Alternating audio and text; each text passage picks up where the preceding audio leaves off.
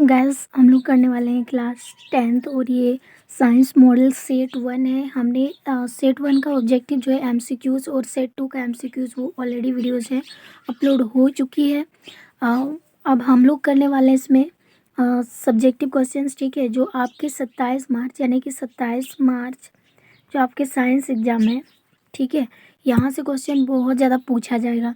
And guys मैं आपको ये भी बताना चाहूँगी, आपको chapter wise objective plus subjective यानी तीनों तरह के जो पैटर्न है, एग्जाम पैटर्न किस तरह पूछा जाएगा, इन सारी चीज़ों की मैं आपको जानकारी दूंगी, ठीक है। यानी हर चैप्टर का चैप्टर वाइज यानी कि ऑब्जेक्टिव प्लस सब्जेक्टिव दोनों क्वेश्चंस में आपको समझाऊंगी, ठीक है।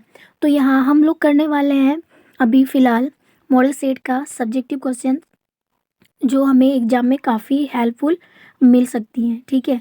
तो उन सारे क्वेश्चन को आपके सामने रखूँगी और हाँ, यदि वीडियो आपके लिए हेल्पफुल है तो फिर आप वीडियो को शेयर कर सकते हो। तो चलिए हम क्या करते हैं, क्वेश्चंस की ओर आते हैं। हमारा फर्स्ट क्वेश्चन है क्या, आप जानते होंगे सामान्य निर्देश क्या है। यानी इसमें हमारे पास जो है सब्जेक्टिव क्वेश्चन कुल मिला के 19 प्रश्न रहेगा। इनमें से यदि हम देखेंगे प्रश्न संख्या 1 से लेकर 7 तक में मतलब 7 क्वेश्चन रहेगा सेक्शन ए में। तो इनमें से हमें किन्हीं 5 प्रश्न का उत्तर देना है, वो भी 2 अंक का निर्धारित है। 1 से लेकर 7 तक में हमें 5 प्रश्न का अब मतलब 5 प्रश्न का आंसर देने हैं, वो 2 मार्क्स का। यानी यहाँ से हमें 1 से लेकर 7 तक में 10 मार्क्स का क्वेश्चन यहाँ से सॉल्व करके हमें यहाँ हासिल करना है अंक को, ठीक है। दूसरी प्रश्न संख्या यदि 8 से और 14 तक हम देखेंगे, ये लघु प्रश्न उत्तर है और इनमें से अभी हमें किन्हीं 5 प्रश्नों का आंसर देने होंगे और प्रत्येक के लिए 5 मतलब 3 अंक का रहेगा। यहाँ पर 5 और 3 को यदि हम मल्टीपल करते हैं तो ये 15 जो है, यानी 15 मार्क्स यहाँ से मिलेगा और 10 मार्क्स इससे आगे वाला। तो कुल मिला के यहाँ पर हमारा हो गया 25 नंबर, ठीक है।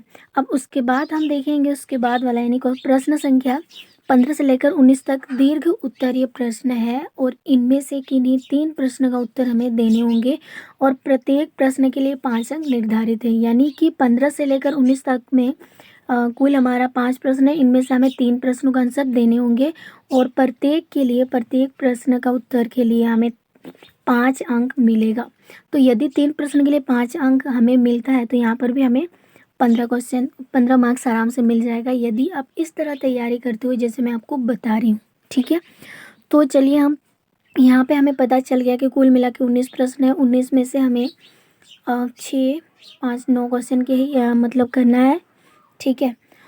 तो हम देखते हैं यहाँ पर कितने क्वेश्चन, यानी यहाँ पर मैं टोटल का टोटल प्रश्न का आंसर मैं आपको बताऊँगी, उत्तर बताऊँगी, लेकिन इनमें से आपको चुनना है किस मैं तो कहूँगी आप इन सारे क्वेश्चनों का आंसर भी याद करके चलिए। अब वहाँ पे क्या पता कि ये 5 7 में से कोई एक प्रश्न जो है आपका मतलब आपने नहीं याद करके गया और आया वही है। तो मैं चाहूँगी आप इन सारे क्वेश्चनों का आंसर एक बार चेक कर लें, बेटर रहेगा। तो हम करते हैं सेक्शन ऐसे और क्वेश्चन नंबर फर्स्ट है हमारा, चुंबकीय क्षेत्र रेखाओं के किन्हीं 2 गुणों को लिखिए। चुंबकीय क्षेत्र रेखा के वो 2 गुण जो हमें बताना है वो क्या है। तो इसमें हम कह सकते हैं जैसे चुंबकीय क्षेत्र रेखाओं के 2 गुण हैं। इसमें से पहला है चुंबकीय क्षेत्र रेखाएं कभी कभी यानी कि कभी भी एक दूसरे को प्रतिच्छेद नहीं करती है। यानी कि चुंबकीय क्षेत्र रेखाएं जो वो एक दूसरे को कभी भी प्रतिच्छेद यानी क्रॉस नहीं करती है, ठीक है, कट ऑफ नहीं करती है। दूसरी बात यहाँ पर जैसे बोला चुंबकीय क्षेत्र रेखाएं उसी ध्रुव से निकलती है और दक्षिण ध्रुव पर समाप्त हो जाती है। यानी कि यहाँ पर कह सकते हैं चुंबकीय रेखाएं जो है वो उत्तर ध्रुव से निकलती है और दक्षिण ध्रुव पे समाप्त हो जाती है, ठीक है। तो ये इंपॉर्टेंट 2 गुण है जो आपको याद करके जाना है। नेक्स्ट क्वेश्चन है जिसे यहाँ पर अवतल दर्पण में बनते हुए प्रतिबिंब का एक स्वच्छ चित्र किरण आरेख खींचिए जो वस्तु को वक्ता केंद्र पर रखा जाता है। तो उस चित्र का मतलब क्या होगा, इसका मतलब किस तरह बनेगा, कहाँ पर बनेगा, कैसा बनेगा, साइज क्या है, प्रतिबिंब की आकृति कैसी है, ठीक है, ये बनाना। देखिए सबसे पहले आपको क्या करना है, एक रेखा खींचनी है, ठीक है। जैसे हमने खींच लिया, इसमें एक दर्पण को खींचना है जो कि अवतल दर्पण है, ठीक है। उसके बाद आपको क्या करना है, यहाँ पर इसको तो हम लोग बोलते हैं एफ यानी फोकस और ये है सी। तो यदि यहाँ पर हमें बोला है प्रतिबिंब अवतल दर्पण बनते हुए प्रतिबिंब वक्रता केंद्र पर, यानी कि अगर वस्तु यहाँ पर बनी हुई है, ठीक है, 1 मिनट गाइस इसको साफ करके साफ साफ बनाते हैं, ठीक है।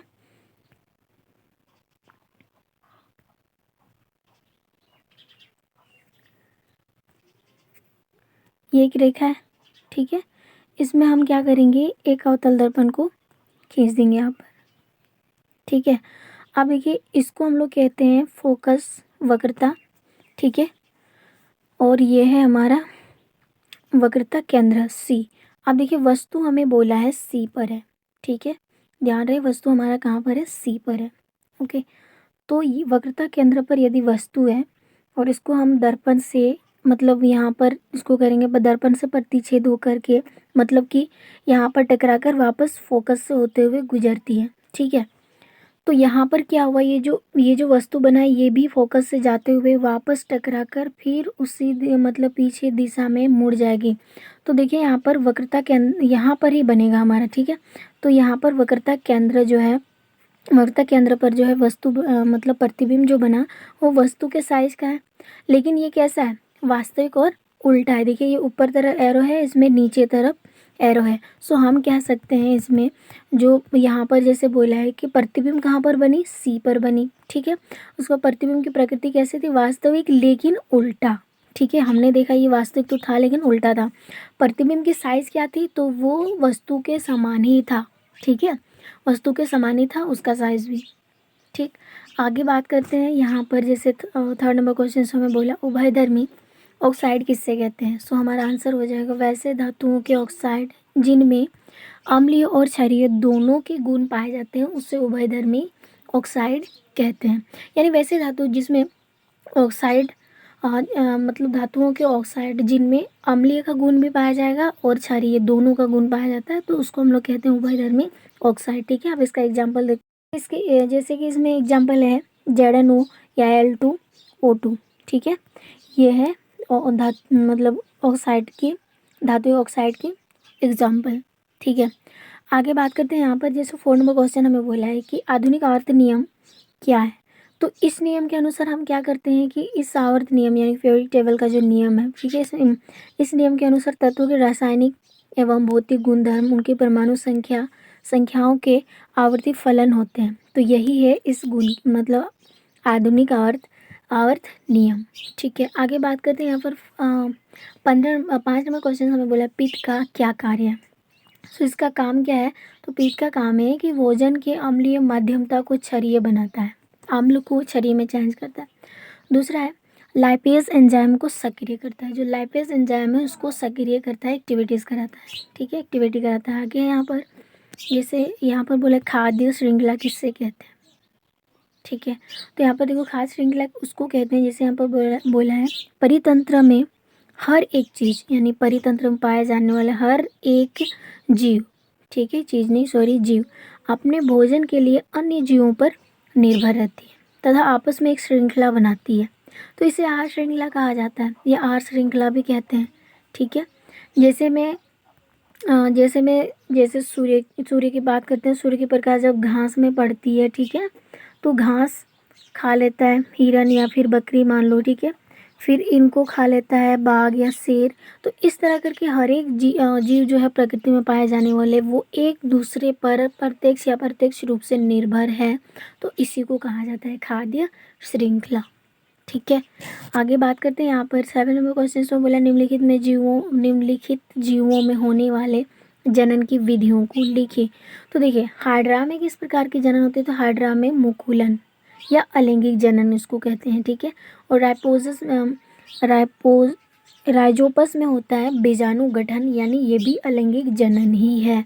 तो इस तरह से आप ये 7 प्रश्नों में से किन्हीं 5 प्रश्नों को आपको एग्जाम हॉल में देना है एग्जाम पेपर में, लेकिन यहाँ पर मैं आपको सातों क्वेश्चन का आंसर बता दिए। नेक्स्ट हमारा सेक्शन बी से हमें किस तरह क्वेश्चन पूछा जाता है, प्रत्येक के लिए हमें 3 मार्क्स मिलेगा, तो क्वेश्चन का आंसर भी थोड़ा लॉन्ग जा सकता है, ठीक है।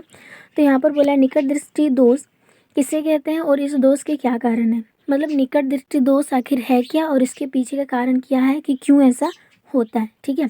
और इसको दूर करने के लिए किस प्रकार की लेंस का हमें उपयोग करना होगा, ठीक है। तो देखिए सीधी सी बात निकट दृष्टि दोष का है। आप ऐसे समझ लो सीधा सीधा कि ऐसे दृष्टि दोष जिसमें निकट रखी वस्तुओं को स्पष्ट देख सकते हैं परंतु दूर रखी वस्तुओं को स्पष्ट नहीं देखा जा सकता, बस उसी को कहते हैं निकट दृष्टि दोष। समझ में आया? आ गया होगा कि निकट दृष्टि दोष का मतलब होता है जो चीज़ नज़दीक में उसको हम आराम से पहचान लेंगे, जो हमसे मतलब नज़दीक से मतलब कि थोड़ा दूर में है तो उसको हम स्पष्ट रूप से नहीं देख सकते हैं, बस वही एक दोष है जिसको हम लोग निकट दृष्टि दोष कहते हैं। ठीक है, आगे इसके पीछे का कारण क्या है, मतलब क्यों होता है ऐसा? तो इसमें क्या होता है, नेत्र लेंस की वक्रता अधिक हो जाती है। नेत्र में लेंस की जो वक्रता होती है वो क्या हो जाता है, ज़्यादा हो जाता है, जिस वजह से हम दूर की वस्तुओं को नहीं पहचान पाते हैं नज़दीक के वस्तु की तुलना में। ठीक है, अब दूसरा कारण है कि नेत्र गोलक का लंबा हो जाता है। इसमें नेत्र का गोलक जो है वो लंबा हो जाना, इस वजह से भी हमारा ऐसा होता है। ठीक है, अब इसको संशोधन या निवारण, इसको कैसे समाप्त किया जा सकता है, इस दृष्टि दोष को कैसे खत्म किया जा सकता है? तो इसके निवारण के लिए अवतल लेंस का उपयोग किया जाता है। यानी जिन जिन लोगों को निकट दृष्टि दोष की समस्या होती है तो उन्हें जो मतलब कि जो मतलब कि एक तरह से कह सकते हैं अवतल लेंस उनको उपयोग करना पड़ता है। सब चश्मा पहनते हुए देखे होंगे तो उस चश्मा में ना अवतल लेंस लगा हुआ रहता है, जिनको निकट दृष्टि दोष से प्रॉब्लम है उनके लिए। ठीक है, आपको समझ में आ गया होगा। अब हम करते हैं 9 नंबर क्वेश्चन। इसमें हमें बोला 7 सेंटीमीटर साइज का कोई बीम 18 सेंटीमीटर फोकस दूरी पर किसी अवतल दर्पण के सामने 27 सेंटीमीटर की दूरी पर रखा गया है, तो प्रतिबिंब की स्थिति और उसकी प्रकृति क्या है और उसका साइज क्या है, इनको हमें बताना है। तो 3 मार्क्स में तीनों क्वेश्चन पूछ लिया। ठीक है, तो पहला है, सबसे पहले हम देखेंगे उस बिंदु की मतलब उस आकृति की साइज कितना है। तो ये आकृति है, मान के चले ये आकृति है और इनकी साइज जो है वो 7 सेंटीमीटर है, इतना हमें कह दिया। उसके बाद बीम जो है वो फोकस से 18 सेंटीमीटर की दूरी पर है, यानी कि हम कह सकते हैं इसकी फोकस दूरी जो है वो कितनी है, 18, यानी बीम की दूरी 18 सेंटीमीटर है। और जब हम अवतल लेंस की बात करते हैं तो यहाँ पे माइनस में आता है। ठीक है, उसके बाद फोकस दूरी 18 है और इसकी दर्पण के सामने इस वस्तु की जो दूरी है वो 27 है, तो माइनस में 27 हो जाएगा। ठीक है, उसके बाद हमें बताना प्रतिबिंब की दूरी क्या है, प्रतिबिंब की साइज़ क्या है यानी हाइट क्या है, और प्रतिबिंब की प्रकृति क्या है। तो चलिए हम इसको सूत्र के माध्यम से समझते हैं। तो बीम की दूरी यानी इस ऊंचाई जो है वो कितना है,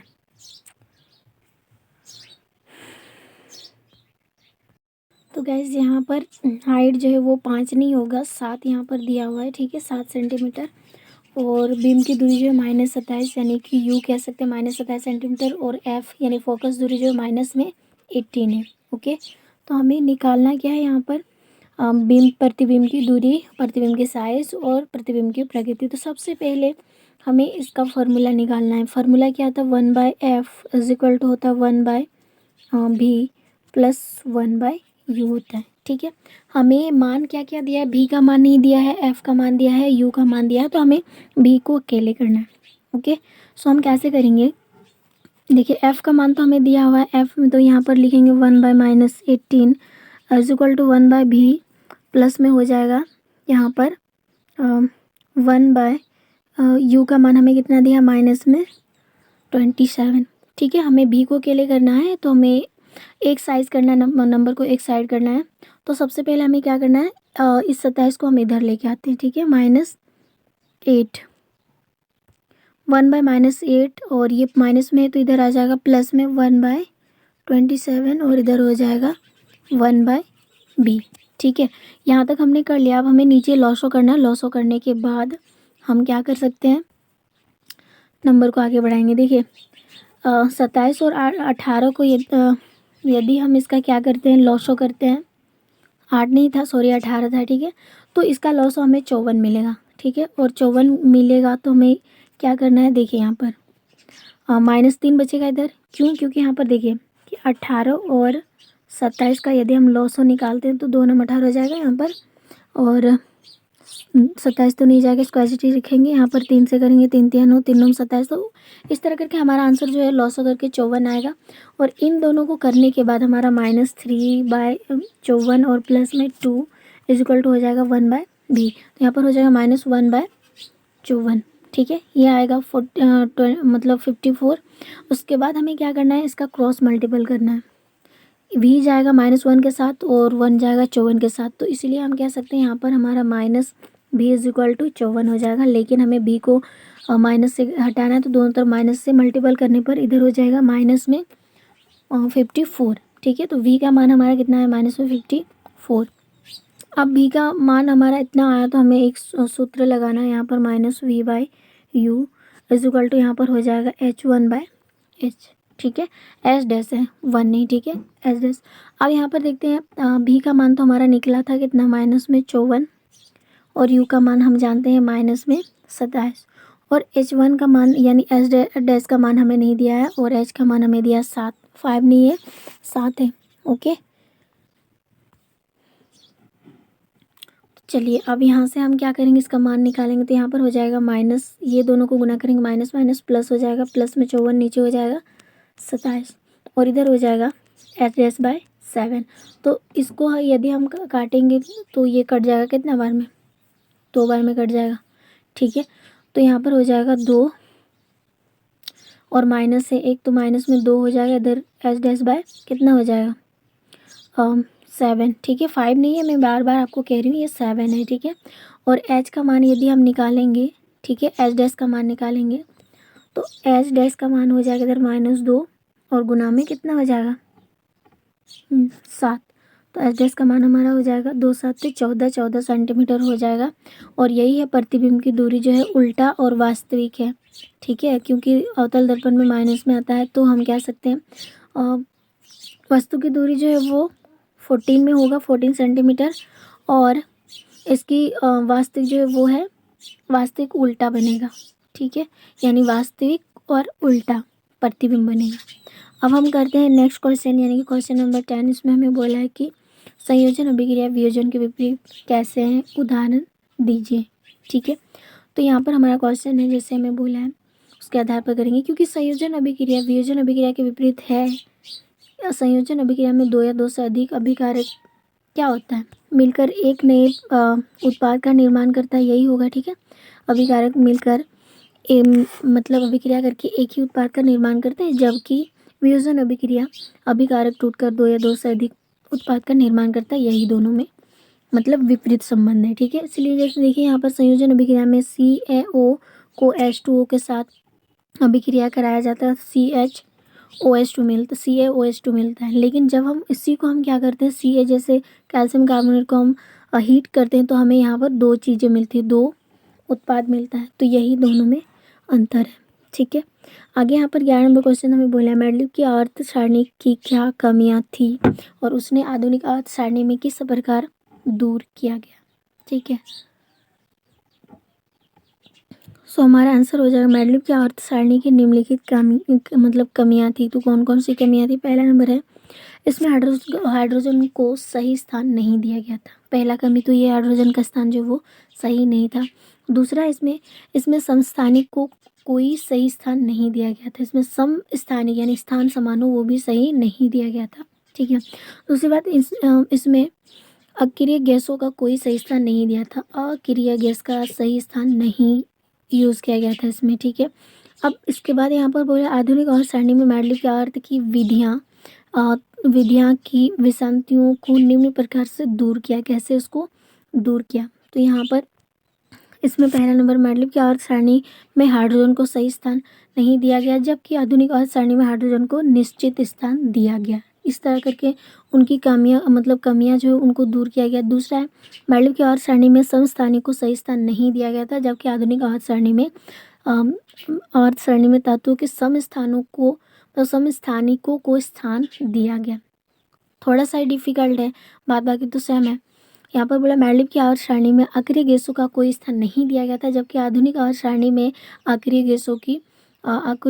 गैसों को वर्ग 18 में रखा गया है। तो इसमें सही स्थान दिया गया था, निश्चित स्थान दिया गया, तो यही दोनों में अंतर था, मतलब उन्होंने ये नहीं करा था। आगे क्वेश्चन है, कार्बन के इतने अधिक यौगिक होने के कारण क्या है, इसके पीछे का कारण क्या है। तो इसका पीछे कारण है कि कार्बन की संयोज्यता होती है। ठीक है, जिसके कारण वह 4 अन्य तत्वों से जुड़कर आसानी से बंध बना सकती है और कार्बन के इसी गुण के कारण कार्बन के इतने अधिक यौगिक होते हैं। आपको समझ में आ गया होगा। नेक्स्ट क्वेश्चन से हमें यहाँ पर बोला है दोहरा परिसंचरण किससे कहते हैं, समझाइए। ठीक है, तो इसका आंसर हो जाएगा मनुष्य में रक्त को एक चक्कर पूरा करने के लिए उसे हृदय से यानी कि हार्ट से होकर 2 बार गुजरना पड़ता है।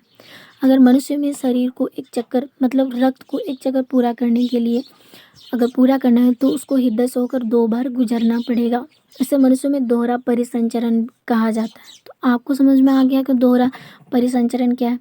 ठीक है, जैसे सिराओं द्वारा शरीर के विभिन्न भागों में अशुद्ध रक्त हृदय में लाया जाता है। जो हमारे शरीर में अलग अलग सिराओं द्वारा अलग अलग जो जगह पर अशुद्ध यानी कि बिना शुद्ध वाला, ठीक है, रक्त यानी कि ब्लड जो होता है वो हार्ट में आकर शुद्ध हो जाता है, वो करता है क्योंकि हृदय उसे शुद्ध होने के लिए फुफ्फुस में भेज देता है जहाँ कार्बन डाइऑक्साइड बाहर विमृत हो जाती है और ऑक्सीजन रक्त में आ जाती है। तो इस प्रकार ऑक्सीजन युक्त रक्त पुनः हृदय से आ जाता है और हम कह सकते हैं जिसे शरीर के अंगों में पहुंचाने के लिए पंप कर दिया जाता है। ठीक है, आगे क्वेश्चन से यहाँ पर 14 नंबर में हमें बोला है कि ऊर्जा के स्रोत के रूप में हम सौर ऊर्जा का उपयोग किस प्रकार करते हैं।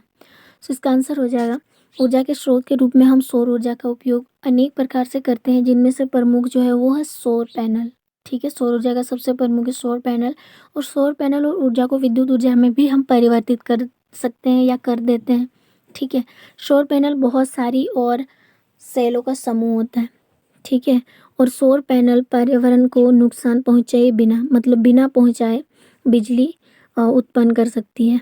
ठीक है, तो इसमें किसी भी प्रकार का प्रदूषण नहीं होता है और सौर पैनल के सौर सेलों में सिलिकॉन का उपयोग किया जाता है। सौर पैनल का रखरखाव सस्ता है, इसलिए आजकल सौर पैनल का उपयोग बहुत ज़्यादा होने लगा है। ठीक है, और इससे क्या होगा, इसके अलावा सौर कुकर के रूप में भी सौर ऊर्जा का उपयोग किया जाता है।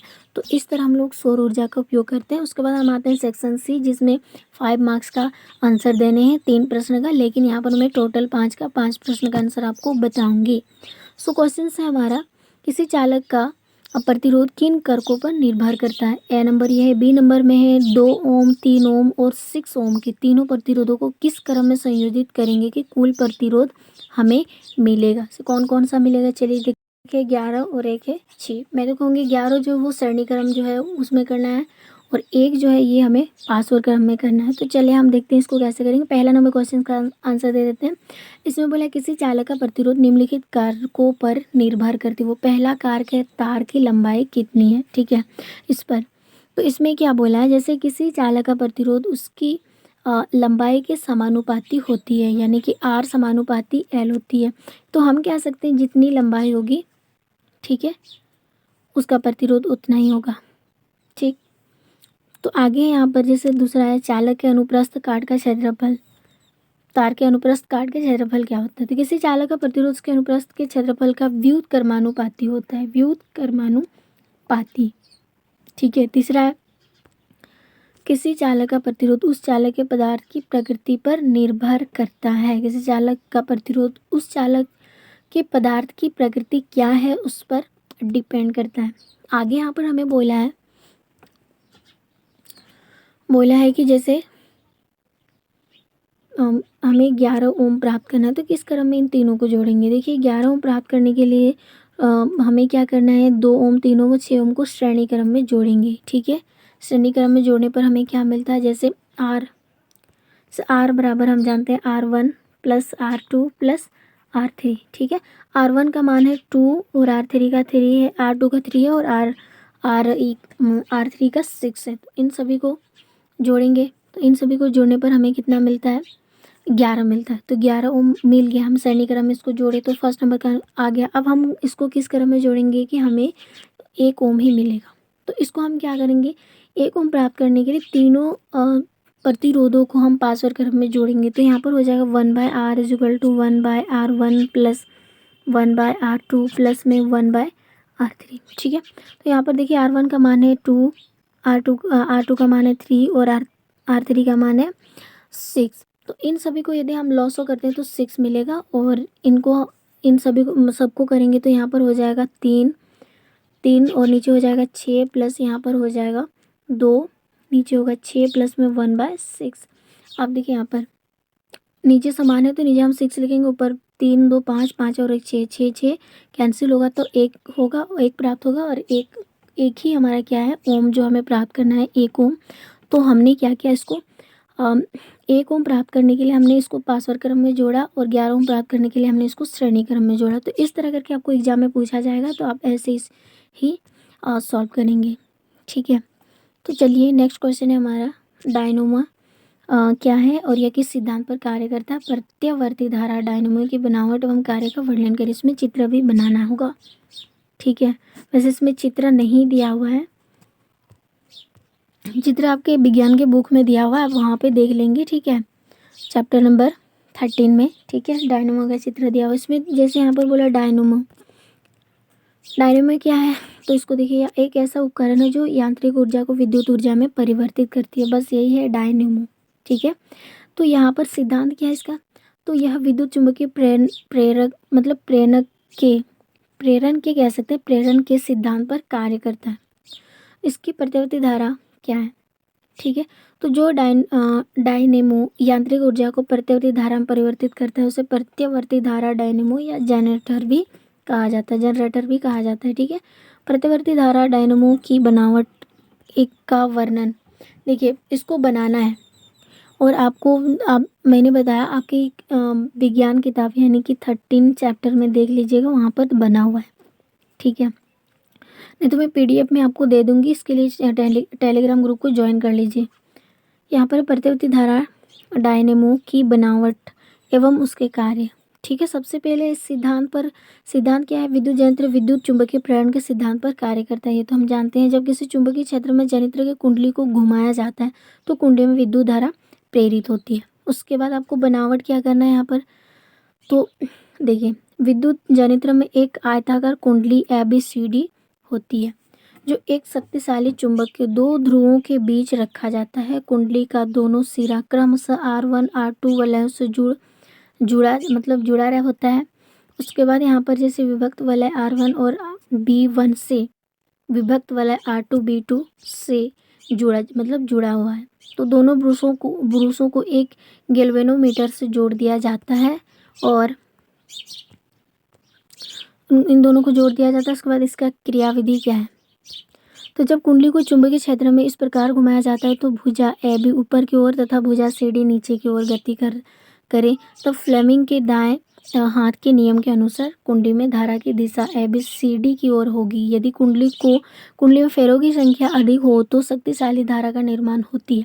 तो आधे चक्कर के बाद भुजा AB नीचे की ओर जाती है और CD ऊपर की ओर जाती है, मतलब गति करती है। अतः विद्युत धारा की ABCD की यानी कि विद्युत धारा की जो दिशा है ABCD की ओर हो जाती है। तो धारा की दिशा परिवर्तन प्रत्येक आधे चक्कर के बाद होती है, और ऐसी धारा जो प्रत्येक आधे चक्कर के बाद अपनी दिशा में परिवर्तन करे उससे को ही कहा जाता है प्रत्यावर्ती धारा।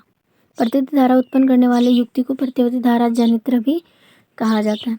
अब हमें यहाँ पर 17 नंबर में समीकरणों को संतुलित करना है। किस तरह से हम करेंगे इसको, ठीक है। जैसे यहाँ पर दिया N2S2 NH3 के बराबर होगा। तो देखिए यहाँ पर NH3 है, तो NH3 यहाँ पर H की संख्या कितनी है, 2 है, और यहाँ पर N की संख्या भी 2 है। तो यहाँ पर तो हमारा सॉल्व नहीं हुआ, तो हम यहाँ पर इसको ऐसे कर सकते हैं N2 + H2, इसको हमें संतुलित करना है। तो NH3 जो है, हम यहाँ पर N यहाँ पर 2 है तो हम यहाँ 2 लगाएंगे, लेकिन H कितना हो रहा है 6, 2 × 6, तो यहाँ पर हम 3 लगाएंगे, तब हमारा संतुलित समीकरण होगा। ठीक है, आगे बात करते हैं। यहाँ पर जैसे B नंबर में हमें दिया FeH2O, यहाँ पर है Fe3H4O4H2, तो इसका संतुलित समीकरण यहाँ पर है। देखिए आप इस तरह करके संतुलित कर सकते हो। ठीक है, C नंबर में NaCl AgNO3, तो यहाँ पर NaCl यहाँ पर देखिए ये तो ऑलरेडी संतुलित है C नंबर का, ये इसको आपको करने की कोई ज़रूरत नहीं है, पूरी तरह संतुलित है। उसके बाद यहाँ पर H2Cl2, तो यहाँ पर है H2 + Cl2, इधर हो जाएगा HCl, तो तो यहाँ पर H2 है, Cl2 है, तो यहाँ 2 लगाएंगे तो इधर भी संतुलित उधर भी संतुलित, बस हो गया इसमें। ठीक है, आसान है। इसी तरह आपको MgHCl प्लस MgCl2 हो जाएगा H2, तो इसको संतुलित करने के लिए HCl में भी आपको 2 देना है, तो अब समीकरण संतुलित हो जाएगा। उसके बाद आपको 18 नंबर में मनुष्य पाचन तंत्र का नामांकित चित्र बनाना है, तो ये चित्र आपको बनाना होगा, तभी आपको 5 मार्क्स मिलेगा। ठीक है, उसके बाद यहाँ पर बोला है कि मानव के बच्चे में लिंग निर्धारण को समझाइए किस तरह होता है। तो मानव के बच्चे में लिंग निर्धारण होता है कब? जब मानवों में लिंग का निर्धारण विशेष लिंग गुणसूत्र के आधार पर होता है। नर में XY गुणसूत्र और मादा में XX गुणसूत्र होते हैं, ये आप जानते हैं। इसमें स्पष्ट है कि मादा के पास Y गुण सूत्र होती ही नहीं है, ये बात अब कन्फर्म है। जब नर मादा से संयोग से संतान उत्पन्न होती है तो मादा किसी भी अवस्था में नर शिशु के उत्पन्न नहीं कर सकती है, क्योंकि नर शिशु में XY गुणसूत्र नहीं होता है। ठीक है, सॉरी, मादा में। ठीक, जैसे नर शिशु में XY गुणसूत्र होते हैं लेकिन मादा में नहीं होता, मादा में केवल XX होता है। तो निषेचन क्रिया में यदि पुरुष का X लिंग गुणसूत्र X लिंग से मिलता है तो XX जोड़ा बन जाता है, अतः संतान जो है वो लड़की के रूप में होगी। ठीक है, तो इस तरह से हम कह सकते हैं कि मानव के बच्चे में लिंग निर्धारण ऐसा होता है। ठीक है, तो गाइस हमने यहाँ पर 19 में 19 क्वेश्चन का आंसर आपको बता दिया है।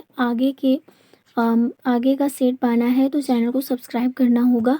हम मिलेंगे फिर नेक्स्ट वीडियो में।